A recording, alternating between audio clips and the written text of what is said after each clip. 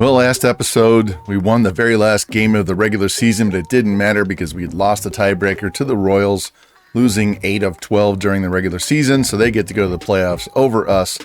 But it was a very good season overall. You can see we had 88 wins, improvement of 17 games over the previous season. See here, we won 71 games last year, so 17 game improvement. Gotta love that. Speaking of improvements, let's look at this roster because I was looking at this off camera. We'll go by position by position. Hagen Smith, 11 and 14, 3.49 ERA. He had 221 strikeouts and 190 innings. That led all of the major leagues. He tied Garrett Crochet for the major league lead with 221 strikeouts. And because of that, his Ks per nine went up 8. Gotta love that. Progressing across the board, and he's even more of a strikeout pitcher now than he was before. Anthony Medrano goes up 6 on his Ks per nine, 3 or 4 points across the board on everything else. Davy Garcia goes up across the board. Cade Cavalli, he even goes up across except for stamina drops 1, walks drops 2. Ricky McCann up 5 on his hits and strikeouts, up 8 on his home runs per 9. You can see he was 16 and 7, 3.18 ERA. His hits got above his innings pitched at the very end of the season. But gotta love that rookie season out of him. Kevin McCann, his brother, even though he didn't pitch well in the minor leagues, went up 6 on his Ks per 9, and hopefully he'll have a much better season. We need to get his hits and walks over 60 before we bring him up. And since he's 24, we're probably gonna have to put him on the 40-man roster, and he would probably be the first pitcher we called up out of the minor leagues if we had an injury in the rotation. Ronnie Enriquez, we moved him from reliever back to starting pitcher because we needed the starters in the minors, and he progressed up across the board. So he would be a right-handed version if we needed somebody to come up for injury or a long reliever out of the pen. Acevedo was our first-round pick. He's progressing nicely. He might even be up to the majors by the time he's 2021. Alan Conine, we watched him. He's gone up slightly across the board. He's been pitching excellent. He's a C potential, so he's getting pretty close to his max at the moment. We may end up using him out of the bullpen at some point in the future too. Woody Phelps, same draft as Conine, progressing nicely, although his hits per 9 dropped 3. That's not good. Relief pitchers, Brisky's across the board. He's up, down. His overall's dropped down to 80, but he's 30. We should be okay there. Hernandez pitched great as a setup guy. Stephen Kolek, rough years. Hits went down. His home runs went down, and not a good season for him. ERA of 6 after we extend him, so he's going to have to pitch much better in spring training. He might start the season in the minor leagues. Paul Schnell, brought him up. He's progressed nicely across the board. That includes his minor league season as well. So he's also getting to the point where he might be maxed out pretty soon. Jack, you can see his pitching's gone up, although we've barely pitched him. I mean, he did have 13 innings early in the season and struggled mightily. Looking at his hitting side, though, his home runs dropped, his RBIs dropped, his walks dropped, doubles dropped. He just had an off season, went from 282 to 250, dropped 40 points on his on base, dropped almost 100 points on his slug. So he just had a rough season, and hopefully he'll bounce back. We know how to use him better.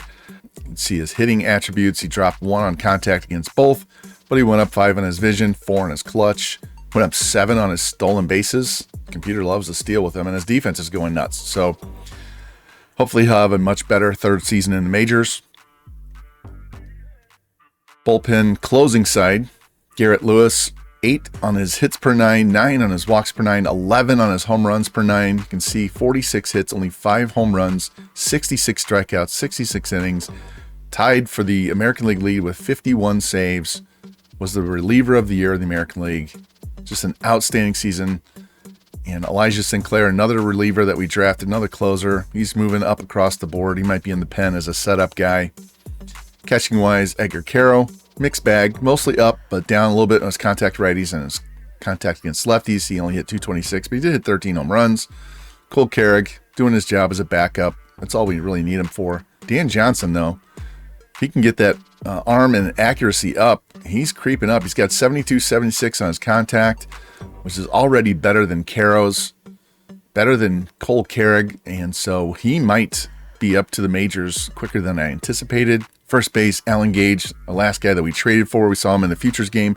He went up 10 power against lefties, 6 against righties. We did have him training power, so it did make a difference. And you can see his vision and discipline went up as well. All of his fielding.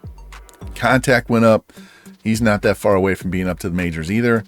Alfredo Villa, we saw his debut. He went up 8 contact against lefties. Just been great across the board for him.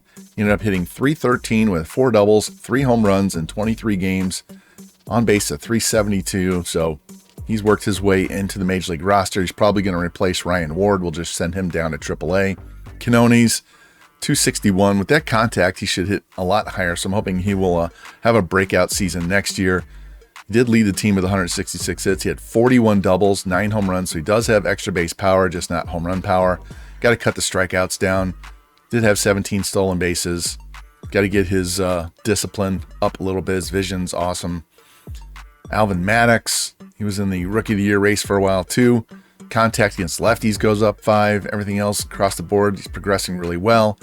His average kind of dipped. He was hitting .280 for a while and it dipped to .239. So we can cut down on his strikeouts. He did have 25 steals, so that's good. A lot of extra base power. Damon Burke down in AAA, just going to keep him down there. He's only 19 years old. We got to get those contact rates up. He's got great vision, discipline, and clutch, though. Great arm, but we got to get the contact up before we think about bringing him up. Colson Montgomery goes up across the board. Look at those increases. +5 contact against lefties, +4 in his discipline. He is just maxing out. He had a career high in runs scored, a career high in hits, career high in doubles, home runs, walks, batting average, 1 point off there, career high in on base and slugging. I think I looked at this before. Yeah, look at this. He had a 6 WAR, so he had a great defensive season and a great offensive season. So hopefully he'll just continue to keep growing, and he's doing exactly what we need him to do. Angel Martinez, we got him as a Rule 5 pick. I'm not sure he'll be in the majors or not. He does provide a lot of flexibility, so that's in his favor. Rocha is regressing a little bit. See, he dropped down to .227 after having a breakout season last year. So slugging went down, his on-base went down, his strikeouts went up. He was hitting like .295 at one point, so he had a really rough second half of the season. And you need to see more out of him. He might get replaced by Alan Gage or someone else, and he may end up going down to the minor leagues if he doesn't get it straightened out. Dexter Watley went up 2 on his contact righties, 4 power against righties, dipped a little on his power against lefties. His defense is growing up. We've been working on his defense with the training. See, at .244, 28 doubles, 5 triples, 22 home runs, so he has plenty of power. Another one, we got to cut the strikeouts down. He did have a 2020 season, so hopefully he'll take another step up, and we can get better contact out of him, less strikeouts. That would be awesome. Center field, Roman Anthony, he was the breakout guy of the team. I was not expecting. He was hitting like 180-something early in the season. I benched him, had to throw him in the lineup because both Zavala and De La Rosa were struggling, and the dude went absolutely nuts. Look at that, +10 power against righties. Across the board, he went up. He ended up having an excellent season, 22 home runs out of nowhere, 69 RBI, 10 steals. So he can keep doing that or improve, get his contact up, get his average up in the 280s, 290s, home runs closer to 30. That'd be excellent. That's what we were looking for after watching him struggle and in his minor league at-bats for multiple seasons. De La Rosa brought his average back up. Remember, he's hitting like 213 at one point. His contact against lefties went way up, +11. Zavala, he's going to probably go back down to the minors next year. And Rincones, he'll be back in the minors. We have nobody in right field that's major league worthy. We have Jack blocking him anyway, so it doesn't really matter. So let's take a look at these league leaders real quick. Aaron Judge led in average. Xavier Edwards over in the American League. We're just going to look at the American League guys. Hits. Our first guy right down here. Quinones, 16th most hits. At-bats, Quinones was 6th. Doubles, Quinones tied for 7th with Walker Jenkins. Triples, that's a lot of triples. Who's our first guy? Way down the list. Never mind. Home runs. Yeah, we are not going to show up on this board because our big guy Jack had an off year, but we made up for it with a bunch of guys hitting 20 home runs. RBI the same way, no one in the hundreds, no, not even close. Runs scored, same thing, nobody there. Stolen bases, we did have, where'd they go? There we go. Quinones was 17. We had another one. Did I miss him? Where'd he go? I know Maddox had 25. Let's hop over to the pitching side. We have Medrano and Ricky McCann tying for the 5th most wins with 16 saves. Wheat and Lewis, our guy Lewis, tied with 51. ERA, Medrano, 3rd in the AL with a 2.79 ERA. We also had Davy Garcia coming in 10th at 3.06, and Ricky McCann 14th at 3.18. Home runs allowed, Medrano 18 and tied for 5th. Shutouts, Ricky McCann tied for 2nd with 3. Strikeouts, there we see Hagen Smith ties with Crochet, led the entire major leagues. On the National League side, Ohtani only had 210. So we traded him away because we had to, and Hagen Smith matches him. So we replaced one ace with another. Complete games, McCann had 3. Innings pitched, Medrano, 216. Anybody else close? Nope. Walks allowed, Anthony Medrano tied with Crochet for the fewest walks with 35. He also was 3rd in the league with a 1.08 whip. In pitching war, Anthony Medrano, 5.1. Davy Garcia, 4.1. Hagen Smith, 4.1. So our pitching definitely carried our team this year. It was just our bullpen that was a problem. So let's hop in here and see how the World Series goes. I'm just going to sim the postseason and see what happens. And they won the Southern League Championship. Way to go, Barons. And the Diamondbacks beat the Royals in the World Series. Let's go look at that. Arizona wins 4-2. So Kansas City played Minnesota in the wild card round. They beat them 2-0. Then they swept Texas. And then they beat Cleveland. So they made it all the way to the World Series after knocking us out of the playoffs on a tiebreaker. Arizona, they were the number 4 seed, beat the Mets in the wild card, beat Miami in the LDS, beat the Dodgers in the LCS, and go beat Kansas City. So you had 2 wild card teams make it to the World Series with Arizona winning. Let's check out who the playoff and World Series MVPs were. Tommy Troy, 556. What a World Series. Bobby Witt wins the American League postseason MVP. Corbin Carroll wins the National League. And again, Tommy Troy wins the World Series MVP. And you can see right here, all 5 of our coaches need to have their contracts renewed or re-signed or replaced. So that's going to be a chore, replace all 5 of those guys. So let's hop in there and try and get that done. Before we do that, these are the retired players. Mario Camilletti, just an outfield depth piece, retired, which is good because I was going to cut him anyway. So there we go. Camilletti retires, opens up a roster spot for one of our draft picks. Anybody else of note?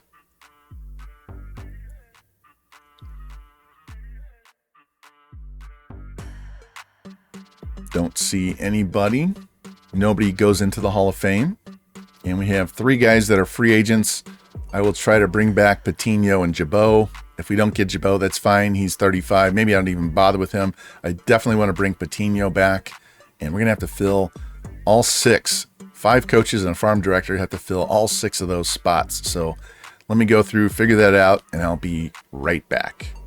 Okay, so we got all of our coaching staff and farm directors signed. It's not the manager that I was looking for. We had a couple of guys with +3 power that left and went to be farm directors somewhere else. So we didn't get those guys, but we did bring in Ronald Rodriguez, +1 power, +3 clutch, +3 durability.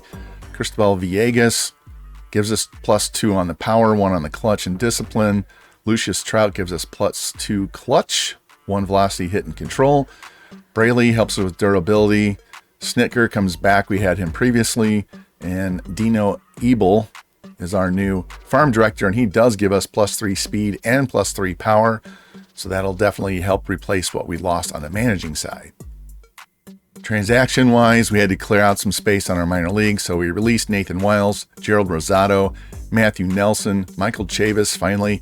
Matt Koperniak we took in the Rule 5 draft the first year, and then we re-signed Luis Patino, a 3-year, $8.6 million contract, and we still have Ian Jabot and Austin Davis. We're just going to let them go and let them be free agents. One of our draft picks, though, the left fielder Quinn, because we had too many guys on a roster, it cut him, so now we go find him as a free agent and add him back to the team. After we let Austin Davis and Ian Jabot leave as free agents, we also released Ryan Ward, We have a glut of first basemen. We had 7 of them, and Villa is going to be a better all-around player than him. Plus, Rocha can play some first base.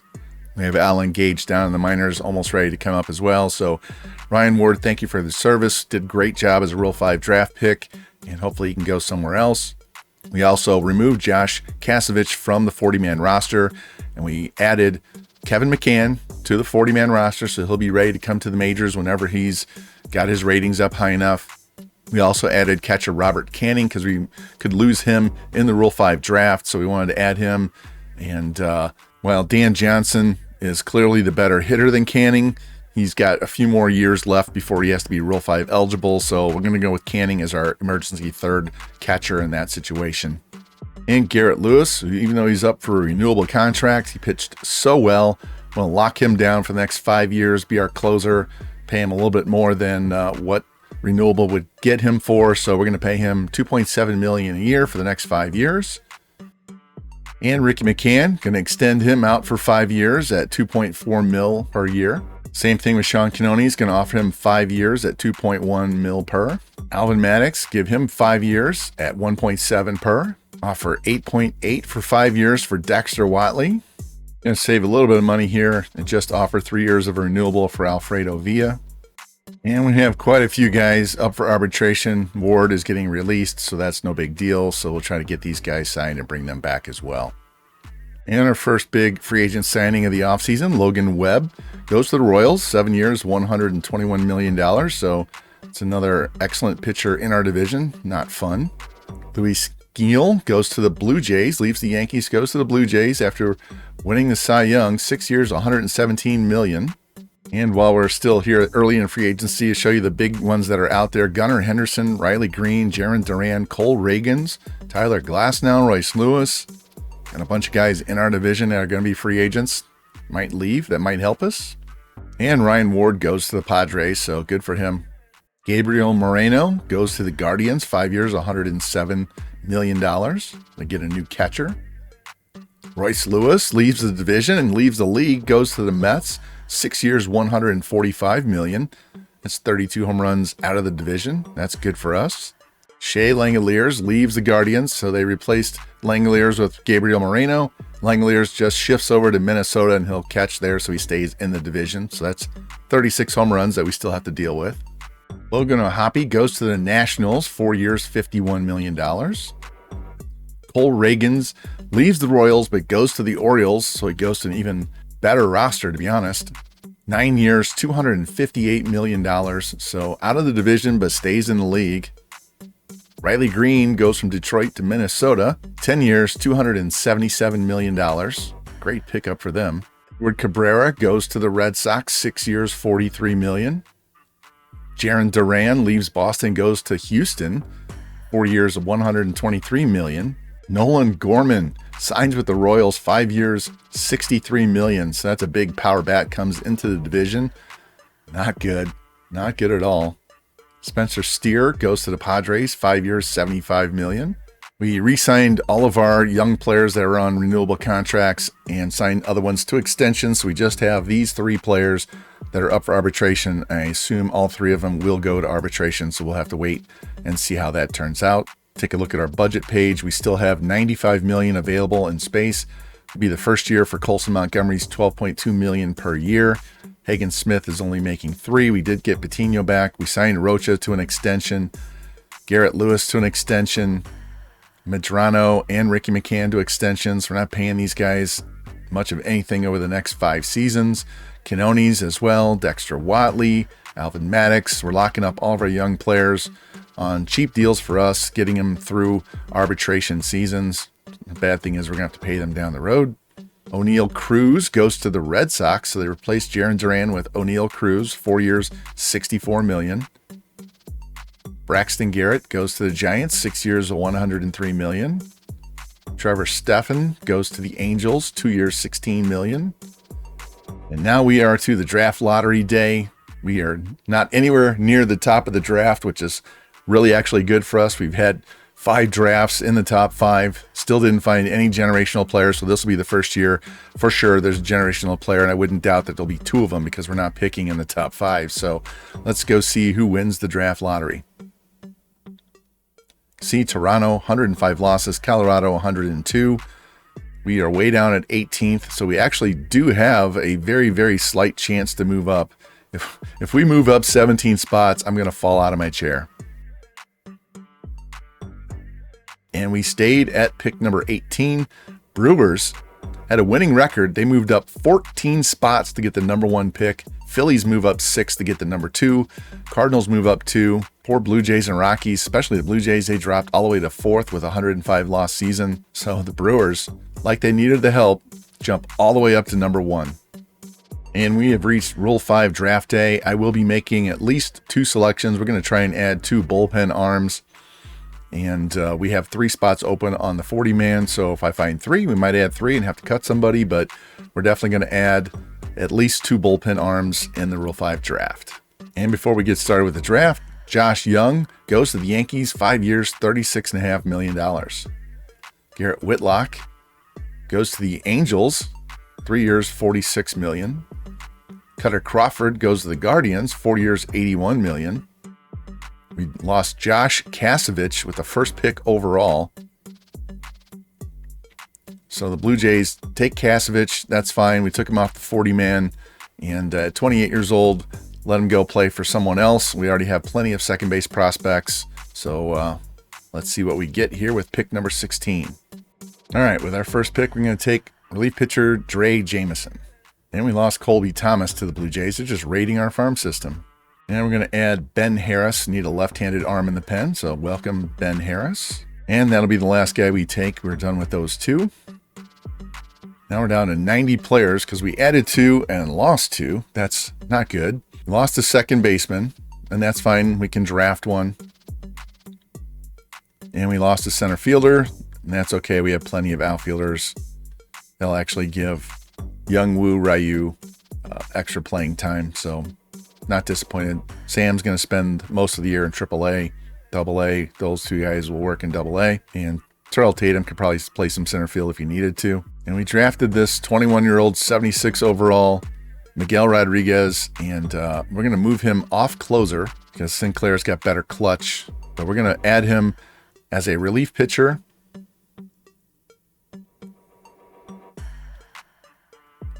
Makes him a 74 overall, and we're going to put him on the 40-man roster.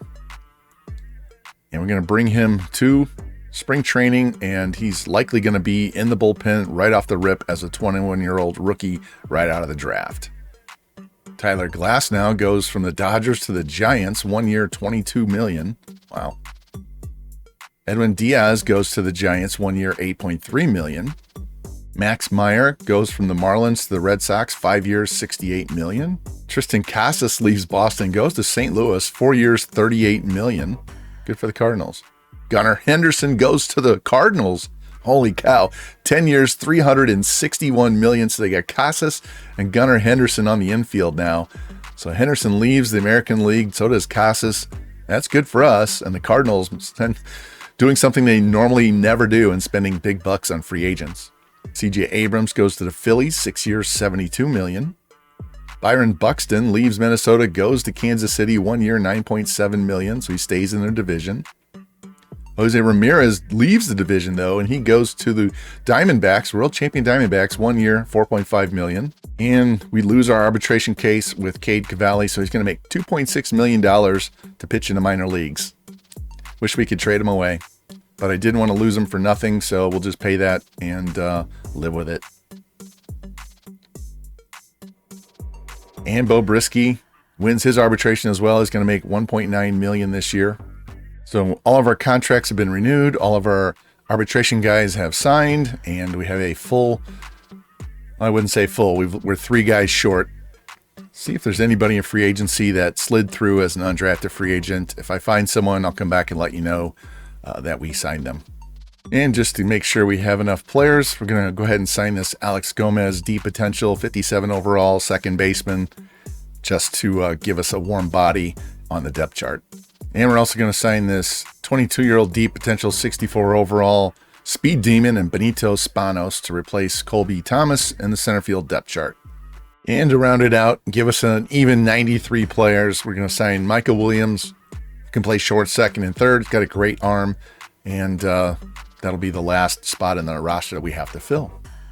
And we have made it to spring training. This will be an interesting spring training. We've got some guys that are coming up from the minors. We've got some guys that have been around for a while that are starting to work their way out of the starting lineup. Looking at you, Art Rocha. And we are not going to play the first game of spring training like we do every year because we always open against the Cubs.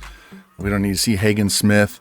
Alfredo Villa, we saw him at the end of the year. I don't need to see a lot of his spring ABs. What I would like to do, though, as you can see in the pitching rotation, I slotted Kevin McCann, who just got added to the 40-man roster in the offseason, putting him as the number 5 starter. I don't need to look at any of the other starting pitchers that we have down here, Chase Chaney, Cade Cavalli. We don't need to look at them. We do need to look at Kevin McCann, so he'll be starting our 5th game. I also want to look at our second first-round pick from this last year, Miguel Rodriguez, that closer we took. I moved him into the relief role because his pitching clutch is only 54, and I want to get him up to the majors right away. So he's going to jump right from the draft into spring training. If he does well, we will bring him up with the big club. We have a lot of guys competing for bullpen roles on the team, so we will see Jameson and Harris are 2 Rule 5 guys, and if they don't cut it, we'll just send them back. Probably keep Harris because he's a lefty. I'm hoping Jameson can cut it. If not, I'll just pass him through waivers, and if he gets claimed by somebody else, he gets claimed by somebody else. But we're going to go with our best 6 relievers. Jack is going to be the 7th quote-unquote reliever, but he's our starting right fielder, so we're going to carry Garrett Lewis and 6 relief pitchers. And we'll see how Kevin McCann does. There's no guarantee that he makes the team out of spring training. More than likely, he's going back to AAA. I want to get that hits and walks both over 60 before we call him up, and he needs to prove he can pitch well at the AAA level, but we're going to get a look at him here in the spring, so let's hop in here. I'm going to sim up to his start right here on the Rangers, and we'll jump right into that game as soon as I do. All right, our first spring training action of the new season. See, we've taken on the Rangers. We're 3-1. They're 2-1, and this will be our first look at Kevin McCann, 5-pitch pitcher, our first number 1 draft pick in this franchise. He struggled down at AAA for 2 years. Hopefully, we can get him up some point during this season. And as I've said multiple times, got to get his hits and walks up over 60. First batter he's going to face is Wyatt Langford, the DH. And there's a line drive to third, and Canones grabs that for the first out. So there we go. First out of the way, although it was hit hard. Next up, first baseman Gavin Sheets, and here's a fly ball in the left center field, drifting back, and it's going to get down into the wall. Sheets is going to be on with an extra base hit, so got their second man on with 1 out here. That'll bring up Corey Seager, another dangerous left-handed hitter. 2-2 pitch from McCann, and he swings and misses and strikes him out. That's a big out right there. So we know how dangerous Seager is. And that brings up another lefty, Ryan Carter. 1-2 pitch, and that's a no-doubt shot down the right field line. Got all of that. And Kevin McCann giving up extra base hits early in spring. We saw that with Hagen Smith, his very first spring training. And he's got to keep the ball in the ballpark as the Rangers take a 2-0 lead.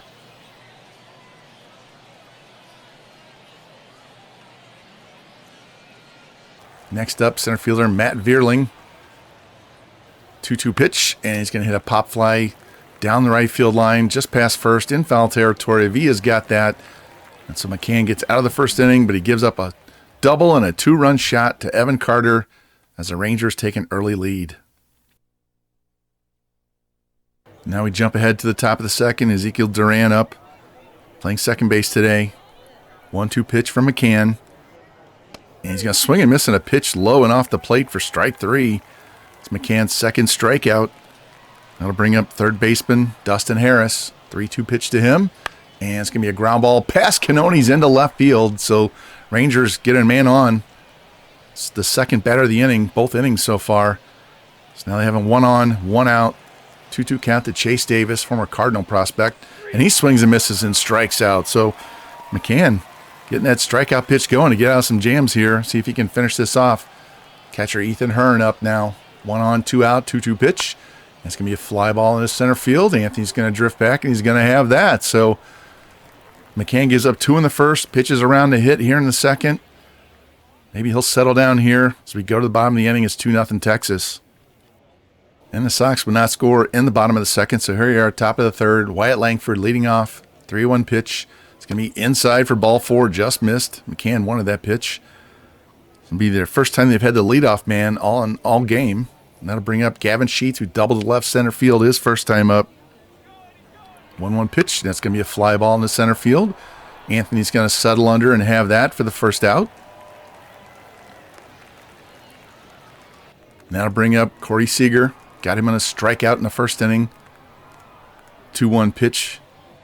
And that's going to be a ground ball past Villa down into the right field. It's going to get cut off by Jack before it gets to the corner. He's going to hold him to a single. Now the Rangers are going to have men at first and third with 1 out. Evan Carter, who homered last time, steps in. And here's a ground ball up the middle. Maddox has it. Late flip to Monty to get one. Took way too much time to get that ball to second base, and they get a run on the play. It's 3-0 Texas. And that'll bring up Vierling.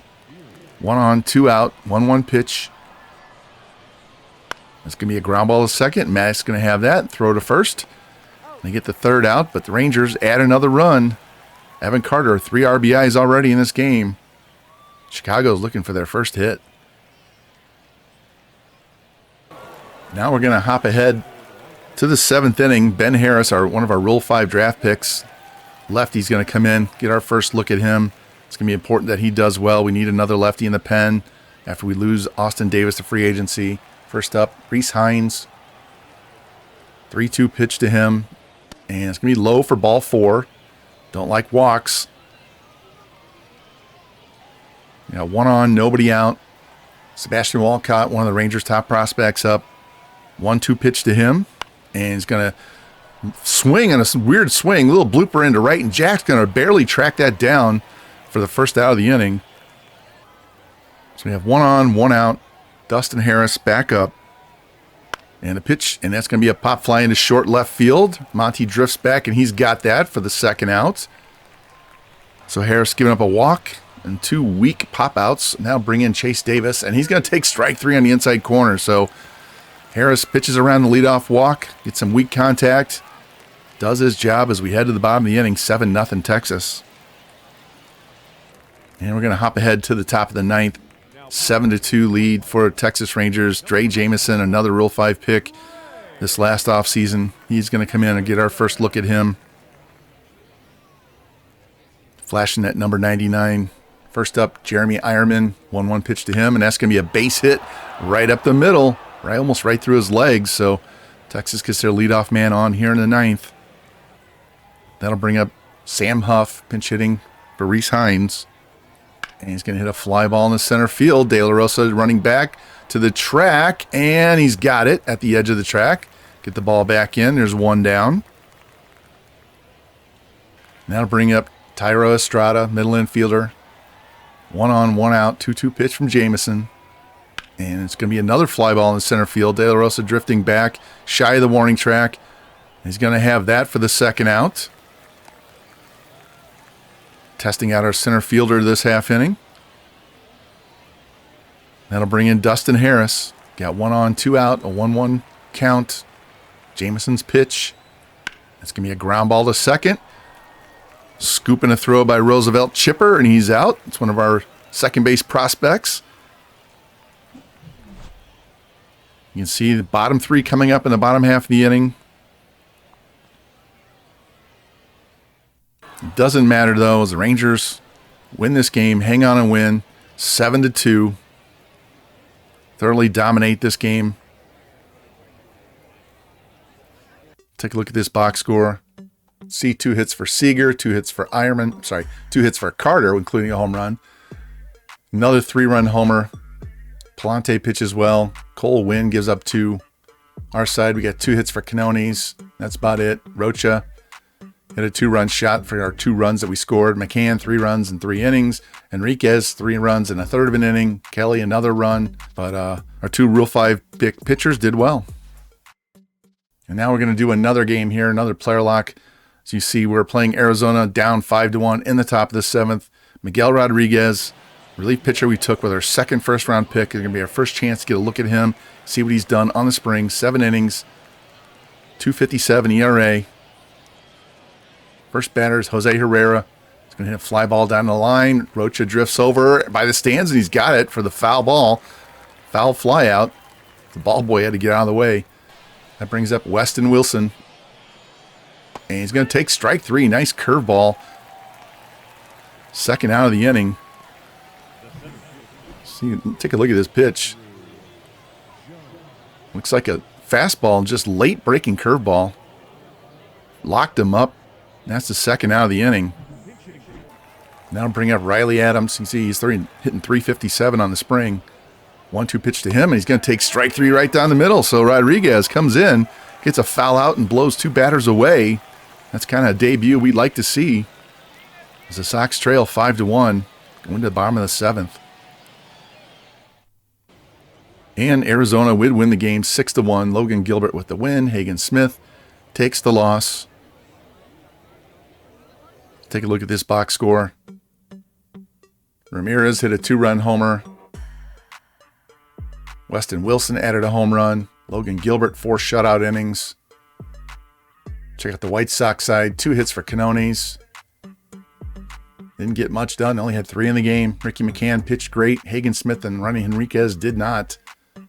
As the Sox lose 6-1. We made it to the end of spring training, and check out the White Sox record in the Cactus League. They go 18-10, scoring 124 runs, giving up 100. Finished with a 3-game winning streak. Let's go look at this calendar. We love Saturdays and Fridays. Check that out. Did not like this week here, but yeah, we had a really good spring. Let's go check out some stats real quick.